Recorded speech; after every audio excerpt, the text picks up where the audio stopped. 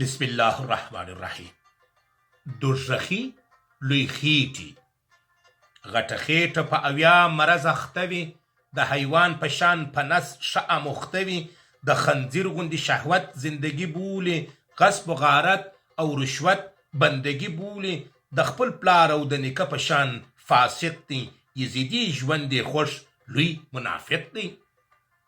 نه د دین اصول زده نه په خبر دی، نیز د کړي کوم اصول د پیغمبر دی، نه د خیر نه د خیرات نه د زکات دی، نه د پوهې او دیانت نه د صلات دی، نه څاګري یا ډمان سازونې خوښ دي، د شیطان د کارنامو حکمونې خوښ دي، په حرامو پړسېدلي یې غټ نستی، مردارخوره لکه مچ او لوی نجس دی، نه ادب لري پر ژبه سم دم خر دی، نه یې خوی دی د انسان بس ځناور دی، لکه سپی غوندې په غوښو نه مړیږي، چې خوراک کوي حیوان غوندې غوړیږي، نه یې پلار ور زده کړی صداقت دی، نه یې د مور څه زده کړي شفقت دی، مجلسونه یې د فسق او فجور خوښ دي، ګناهونه یې د الله تر دستور خوښ دي، د څلورو خوندو میراث یې خوړلی، تجارت کې حرامخوره او لړلی، په ټول عمر یې رښتیا نه دی ویلی، هم په ژوند کې په حق نه دی پوهېدلی، زناکاره او د اوس د ده یاران وي، رشوتخوره فاسقان د ده زومان وي، دا غټ نسې د حرامو څخه ډک دی، ګناهو کې سر ختلی دی چې پک دی،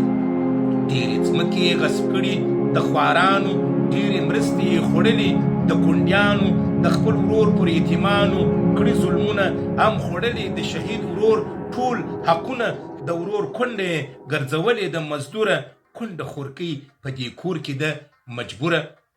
دی ظالم دی ځناور دی لوی لعین دی، ایمان نه لري دشمن د خدای د دین دی، کورنۍ ورڅه بیریږي کوټه سپی دی، ادب نه لري وحشي غوندې سړی دی، تل په کور کې په ښکنځلو او نارو وي، روژه مات کې لکه خر په غړغړو وي،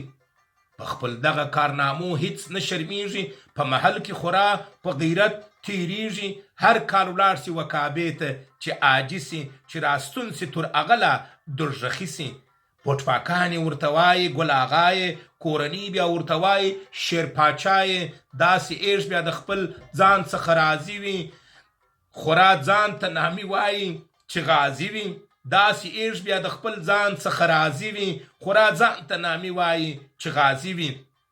نه په عدل نه شریعت باندې پوهیږي، نه د دین په کوم حکمت باندې پوهیږي، په خپل خیال کې ښه سړی او مسلمان وي، نه ایمان لري په زړه کې نه انسان وي،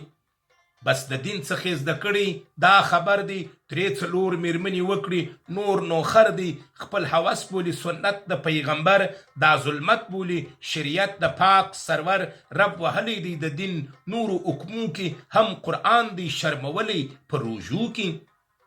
د اسلام په نور حکمونو نه پوهیږي، بس په ښځه او شهوت نو ښه پوهیږي، په وجود کې نه توان او نه طاقت سته، نه په ملا کې مستی او نه قوت سته، نه د خوب نه د مستی نه د بستر وي، نه د مینې په خلوت کې زورور وي، هم شکرې هم فشار باندې اخته وي، غټه خیټه سل آزار باندې اخته وي، هم د زړه والونې بند نفس تنګ وي، تل د خیټې د بادو سره په جنګ وي، کوروالۍ کې شرمنده سي ډوډۍ غواړي، بیا په پټه د قوتو ګولۍ غواړي، کوروالۍ کې شرمنده سي ډوډۍ غواړي، بیا په پټه د قوتو ګولۍ غواړي، تو نالت دي سي پر داسې زندگی چې پر دې دنیا سړی وي دوژخي، چې تر خوره لا بې کماله او سوډر وي، پر داسې لوی خیټې خر لا معتبر وي، ټول عمر د حیوان ورباندې تیر سي، چې شهوت غواړي ایمان ورڅخه ایر سي. شعر یې کړی درنو دوستانو دغه کسانو سره چې یوازې د اسلام د سپېڅلي دین څخه دغه اورېدلي دي